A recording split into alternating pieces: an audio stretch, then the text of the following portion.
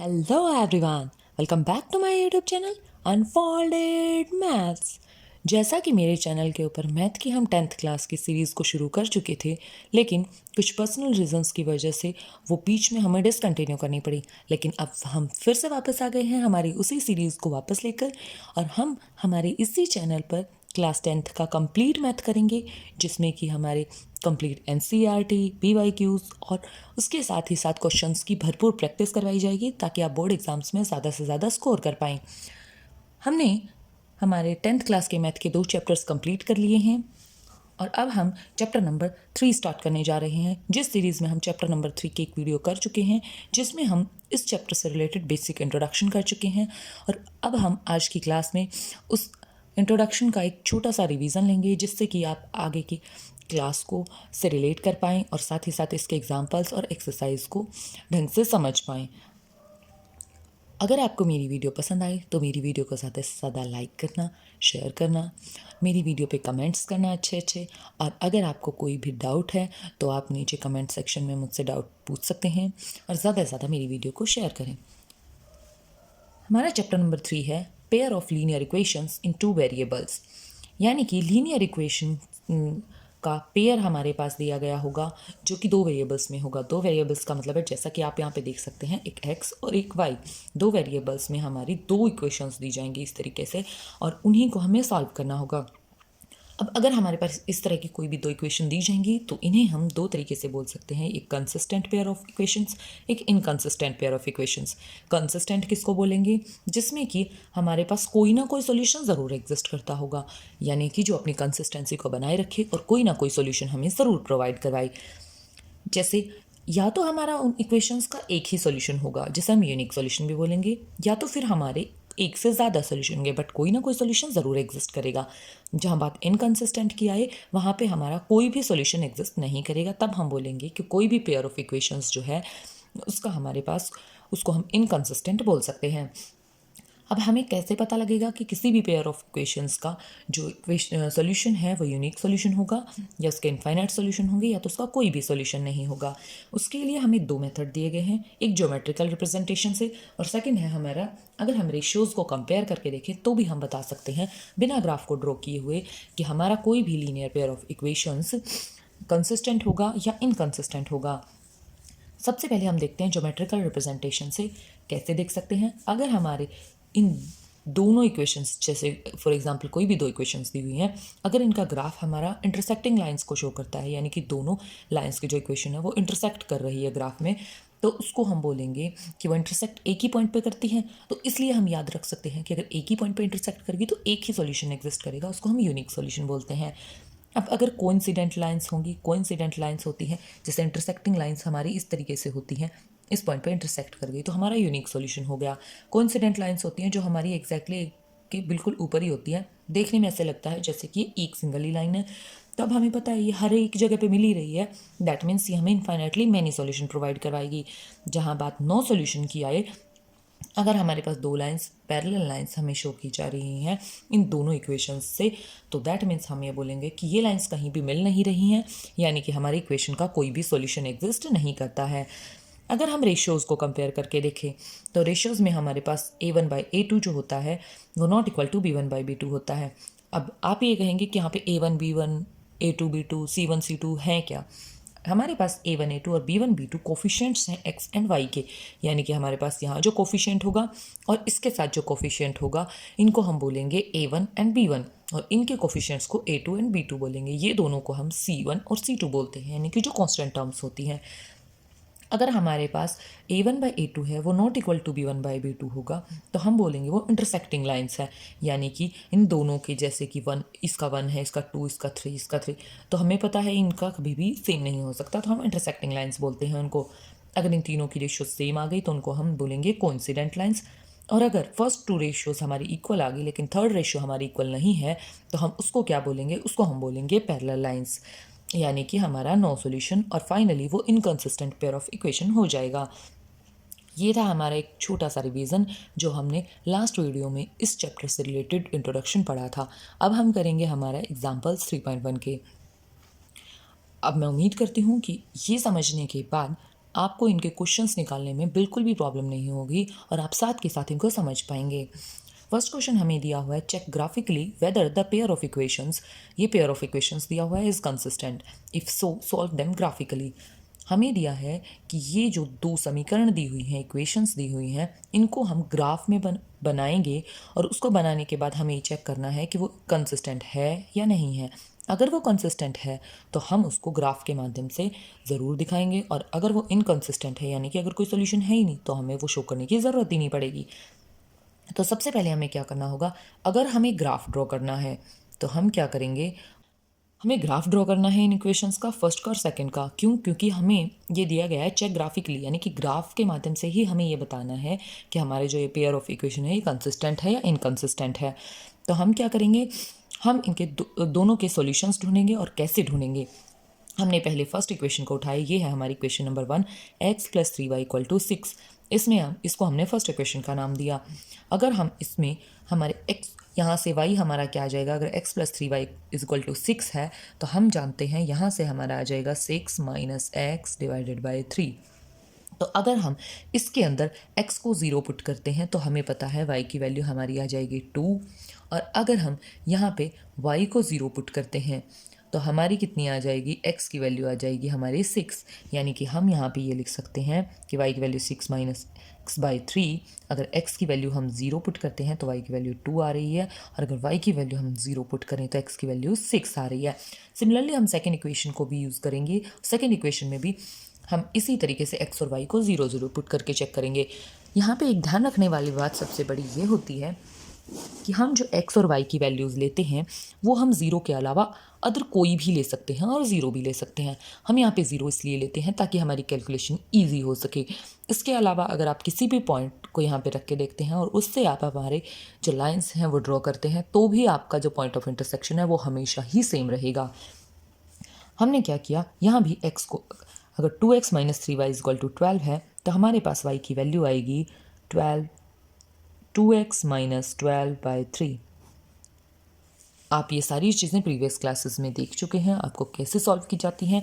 जैसे ही आप यहाँ पे x की वैल्यू 0 रखेंगे तो हमारी y की वैल्यू आ जाएगी -4, और अगर हम यहाँ पे y की वैल्यू 0 रख देते हैं तो हमारी x की वैल्यू आ जाएगी 6। यानी कि हम हमारी टेबल बनाएंगे कुछ इस तरीके से, हमारी x की वैल्यू अगर 0 है तो y की वैल्यू -4 है, y की वैल्यू 0 है तो x की वैल्यू 6 है। अब हम हमारे उसी क्वेश्चन का ग्राफ ड्रॉ करेंगे। हमने ये दो टेबल्स बनाई थी, जैसे कि x की वैल्यू अगर 0 होगी तो y की वैल्यू 2 होगी। यानी कि अगर हम x की वैल्यू यहाँ पे 0 लेते हैं तो y की वैल्यू हमारे पास यहाँ 2 आ जाती है, और अगर हम y की वैल्यू को 0 लेते हैं तो x की वैल्यू हमारी यहाँ पे 6 आ जाती है। तो हम इस लाइन को कुछ इस तरीके से ड्रॉ कर सकते हैं जो 2 और 6 से क्रॉस करेगी, यानी कि ये दो हमारे पॉइंट से हमने हमारी लाइन को क्रॉस करवा दिया। सिमिलरली हम इसकी लाइन को ड्रॉ करेंगे। अगर x को हम 0 रखते हैं तो हमारा जो पॉइंट आता है y पे वो -4 आता है, जो कि यहाँ होगा। अगर हम y को 0 रखेंगे तो x की वैल्यू हमारी आएगी 6। यानी कि हम इसको कुछ इस तरीके से ड्रॉ कर सकते हैं। ये लीजिए, ये हमारी सेकेंड लाइन की इक्वेशन भी ड्रॉ हो गई। जब आप इक्वेशंस को लिखेंगे तो आप यहाँ पे आपकी जो भी लाइन की इक्वेशन बनी है आप उसी को सिमिलरली लिखेंगे। जैसे ये हमारी इक्वेशन थी x + 3y = 6, और ये थी हमारी 2x - 3y = 12। आपने जैसे ही इन दोनों को ड्रॉ किया है, यहाँ पे आपको पॉइंट ऑफ इंटरसेक्शन मिला है जिसके आपको कोऑर्डिनेट्स मिले हैं 0, 6 एंड 0। यानी कि हमारा जो पॉइंट ऑफ इंटरसेक्शन है ये हमें मिल गया है, लेकिन हमें इसका सॉल्यूशन सिर्फ इस पॉइंट ऑफ इंटरसेक्शन के लिए ही निकालना था। यहाँ पे हमारी x की वैल्यू है 6 और y की वैल्यू है 0। ये था हमारा रिक्वायर्ड सॉल्यूशन। आई होप आपको ये समझ आया होगा, और आपको इससे ज़्यादा इसमें और कुछ नहीं करना है। आपको सिर्फ दो इक्वेशंस जो आपको दी हुई हैं उन पे आपको कुछ एक पॉइंट्स ऐसे निकालने हैं जिससे आप ग्राफ ड्रॉ कर सकें, और जहाँ पे भी आपकी दोनों लाइंस का पॉइंट ऑफ इंटरसेक्शन होगा वही आपका उन पेयर ऑफ इक्वेशंस का सॉल्यूशन होगा।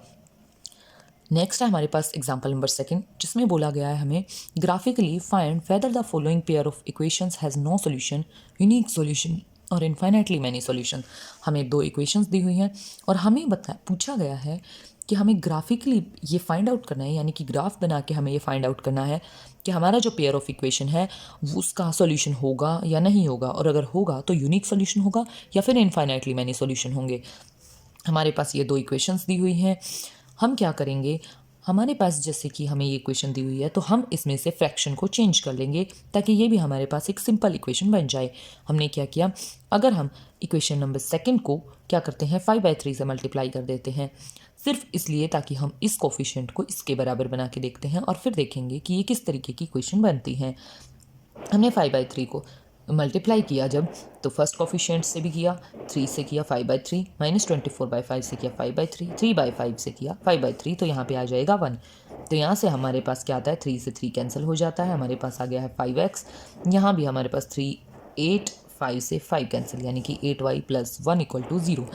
इसको हमने नाम दे दिया थर्ड इक्वेशन, यानी कि हमारा अब जो काम होगा वो फर्स्ट इक्वेशन और थर्ड इक्वेशन में होगा। अब हम ये चीज़ कंप्लीटली ऑब्जर्व कर सकते हैं कि हमारी जो इक्वेशन नंबर थर्ड है और हमारी जो इक्वेशन नंबर फर्स्ट है वो दोनों की दोनों बिल्कुल सेम हैं, यानी कि ये जो लाइन बनाएंगी वो भी एग्जैक्टली कोइंसिडेंट लाइंस ही बनाएंगी। तो अगर कोइंसिडेंट लाइंस बनाएंगी तो हमें जैसे कि पता है, आप देख सकते हैं कि वो हमेशा ही इनफाइनाइटली मैनी सॉल्यूशन देंगी। इफ़ अगर हम इक्वेशन अब क्या करेंगे, हमें पता चल चुका है कि इनफाइनाइटली मैनी सॉल्यूशन देंगी, लेकिन अगर हम ग्राफ के माध्यम से भी इसको चेक करना चाहें तो हम कर सकते हैं। इसको चेक कैसे, अगर हम इक्वेशन नंबर 1 को लेते हैं और इसमें हमने x को पुट कर दिया 3, यानी कि इसके अंदर हमने x को 3 पुट कर दिया, तो y की वैल्यू अगर हमारे पास कुछ इस तरीके से आई थी 5x + 1 = 8, सॉरी डिवाइडेड बाय 8। इन दोनों को हम उस साइड ले जाएंगे तो y की वैल्यू आ जाएगी हमारे पास 5x + 1/8। तो यहाँ पे हमने जब 3 पुट किया, 5 3 15 + 1 16/8 = 2, यानी कि जब हम x को 3 लेते हैं तो y 2 आ जाता है। अगर हम यहाँ पे y को 0 ले लें तो हमारे पास क्या होगा, तो हमने x की यहाँ पे y को 0 पुट कर दिया, जिसकी वजह से हमारी कैलकुलेशन करके जो x की वैल्यू है वो हमारी -0.2 आ जाती है।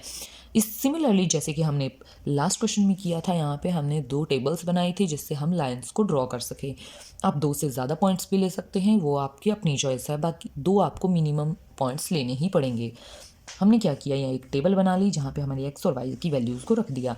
इसमें हमारे पास, अब आप ये सोच रहे होंगे कि यहाँ पे 2 टेबल्स बनी थी, यहाँ पे एक ही क्यों बनी है। हमें पता है ये दोनों इक्वेशन सेम हैं, इन दोनों की टेबल्स भी हमेशा सेम ही बनेंगी। अब हमारे पास ये टेबल आ चुकी है, इसके लिए हम क्या करेंगे, हम हमारे ग्राफ को ड्रॉ करेंगे। सबसे पहले जब x हमारा 3 है तो y हमारा 2 है, जब x हमने 3 लिया तो y हमारा 2 है, यानी कि कुछ यहाँ हमारा पॉइंट होगा जिसके हमारे पास कोऑर्डिनेट्स होंगे 3 और 2। सिमिलरली जब हमारे पास y जो होगा वो 0 होगा तो x हमारा -0.2 होगा, यानी कि कुछ इस तरीके से होगा। तो हम जब इस लाइन को यहाँ ऐसे मिला देंगे तो हमारे पास दोनों ही इक्वेशंस की सेम लाइन हो जाएगी, जो कि कंप्लीटली कोइंसिडेंट लाइन होगी। दैट मीन्स हमारे पास इसके इनफाइनाइटली मैनी सॉल्यूशन होंगे। आई होप इस क्वेश्चन में आपको कोई भी डाउट नहीं रहा होगा, और अगर आपको कोई भी डाउट है तो आप कमेंट सेक्शन में पूछ सकते हैं। अब हम चलते हैं हमारे क्वेश्चन नंबर 3 पे। क्वेश्चन नंबर 3 में हमें क्या दिया गया है, क्वेश्चन नंबर 3 में हमें कहा गया है Champa went to a sale to purchase some pants and skirts, यानी कि चंपा कहाँ गई है, एक सेल में गई है जहाँ से वो पैंट्स और स्कर्ट्स को खरीदने के लिए गई है। ऑब्वियसली सेल से खरीदना किसको पसंद नहीं होता है, पैसे बचते हैं ना। When her friends asked her how many of each she had bought, अब उसकी फ्रेंड को ही माइंड में आया कि ये तो अपने पैसे बचा गई, क्यों ना मैं भी चलती हूँ वहाँ, मेरे भी पैसे बच जाएंगे। तो वो उससे पूछती है कि तू किस रेट से लेके आई है अपना सामान। शी आंसर्ड, उसने सोचा कि चलो बात को थोड़ा सा घुमाते हैं, सीधे सीधे आंसर नहीं बताते हैं। तो उसने कहा the number of skirts is 2 less than twice the number of pants purchased. उसने कहा जो नंबर ऑफ स्कर्ट्स हैं वो 2 लेस हैं then twice the number of pants purchased. और इसी तरह उसने आगे घुमाया, number of skirts is 4 less than 4 times the number of pants purchased. तो अब हमें उसकी फ्रेंड की हेल्प करनी है कि किस तरीके से वो ये फाइंड आउट कर सके कि आखिर चंपा ने खरीदा क्या है और किस रेट से खरीदा है। अभी आपको ये स्टेटमेंट देख के ऐसा लग रहा होगा कि आपका क्वेश्चन बहुत बड़ा है, लेकिन हम इस क्वेश्चन को इतना बेसिक बना देंगे बिल्कुल सिंपल मेथड से कि आप इसको चुटकियों में सॉल्व कर सकते हैं। तो आइए चलते हैं हम इसको कैसे सॉल्व करेंगे। हमें दिया हुआ है द नंबर ऑफ स्कर्ट्स, यानी कि हमने सबसे पहले क्या किया, लेट नंबर ऑफ पैंट्स हमने x मान ली और नंबर ऑफ स्कर्ट्स हमने y मान ली। अब according to the given situation इन्होंने क्या बोला है, नंबर ऑफ स्कर्ट्स ये जो है is two less than twice the number of pants purchased, यानी कि twice the number of pants, इसमें से क्या है, टू लेस है। ठीक है। सिमिलरली इन्होंने क्या कहा है, the number of skirts is 4 less than 4 times the number of pants purchased, यानी कि उसका 4 टाइम और उसमें से हमने किया 4 लेस। यानी कि हमारे पास अब दो इक्वेशंस आ गई हैं और बिल्कुल सिंपल क्वेश्चन हमारा बनकर रेडी है। हमने नाम दिया इक्वेशन नंबर 1 का, इसको हमने नाम दिया इक्वेशन नंबर 2 का। अब हमें क्या करना है, हमें इसका सॉल्यूशन ढूंढना है। अब सॉल्यूशन ढूंढने के लिए हम क्या करेंगे, बिल्कुल सिंपल मेथड, हम इन दोनों का ग्राफ ही ड्रॉ कर देंगे। ग्राफ ड्रॉ करने से क्या होगा, हमें पॉइंट ऑफ इंटरसेक्शन जो मिलेगा वो हमारा सॉल्यूशन हो जाएगा। तो हमने क्या किया, if we take x equal to 0, अब हम कोई भी पॉइंट रख के देख सकते हैं। हमने क्या किया, x को हमने यहाँ पे 0 पुट कर दिया, तो हमारा y क्या आ जाता है, y हमारा आ जाता है 2 -2। x को 0 पुट करते ही हमारा y आ गया -2, और जब हमने y को 2 पुट कर दिया, y को अगर हमने 2 पुट कर दिया तो x हमारा क्या आ जाता है, x हमारा आ जाएगा 2। y को 2 पुट करते ही और x अगर हमने 0 पुट किया था तो हमारा y -2 आ गया था। जब हमने y को 2 पुट किया तो हमारा जो x है वो भी 2 आ गया। ये हमने यहाँ पुट कर लिया, ये 2। हमारे पास फर्स्ट टेबल रेडी है हमारी लाइन ड्रॉ करने के लिए। सिमिलरली हम सेकेंड इक्वेशन से सेकेंड लाइन ड्रॉ करने के लिए पॉइंट्स निकालते हैं। अगर हमने x को 0 लिया है तो हमारा y आ जाएगा यहाँ से, x को अगर हम यहाँ पे 0 कर देंगे, x को अगर हम यहाँ पे 0 कर देंगे तो यही सारा 0 हो जाएगा, y की वैल्यू -4 हो जाएगी। और अगर हम यहाँ पे y को 0 पुट कर देते हैं, तो हमारा क्या होगा, 4x - 4 इक्वल टू 0, और जो हमारा 4x equal to 4x equal to 1, तो यहाँ पे 1 आ जाएगा हमारा। आप ये सोचोगे कि यहाँ पे हमारा कैसे हुआ था, अगर हमने यहाँ पे x को 0 पुट कर दिया तो ये कंप्लीट 0 हो गया, तो y की वैल्यू -2।